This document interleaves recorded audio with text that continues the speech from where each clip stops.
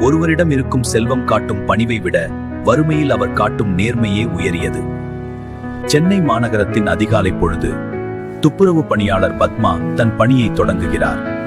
வறுமையான சூழலிலும் நேர்மையாக உழைத்து வாழ வேண்டும் என்ற உறுதியோடு அவர் செயல்பட்டார். திடீரென சாக்கடை ஓரம் கிடந்த ஒரு கருப்பு பை பத்மாவின் பார்வையில் பட்டது. இந்த நகையை விற்றால் வறுமை நீங்கும், ஆனால் அடுத்தவர் பொருள் நமக்கு வேண்டாம் என அவர் மனம் சொன்னது. தாமதிக்காமல் அந்த நகைப்பையை எடுத்துக்கொண்டு அருகில் இருந்த காவல் நிலையத்திற்கு சென்றார். காவலர்களிடம் நகையை ஒப்படைத்த போது அவரிடம் இருந்த நேர்மையைக் கண்டு அனைவரும் வியந்தனர். எங்கள் நகைகளை திருப்பி தந்ததற்கு நன்றி. உங்களுக்கு எப்படி நன்றி சொல்வது? இது எங்கள் திருமணத்தை காப்பாற்றியது. அவரது இந்த மகத்தான நேர்மையை போற்ற அரசாங்கம் முன்வந்தது. இது என் வாழ்க்கையின் பெருமை. பத்மாவின் உருவம் பதித்த அஞ்சல் தலை வெளியிடப்பட்டது. இது அவரது நேர்மைக்கு கிடைத்த கௌரவம். பணம் மட்டுமே செல்வம் அல்ல, வறுமையிலும் மாறாத நேர்மையே ஒருவரின் உண்மையான அடையாளம். Please subscribe.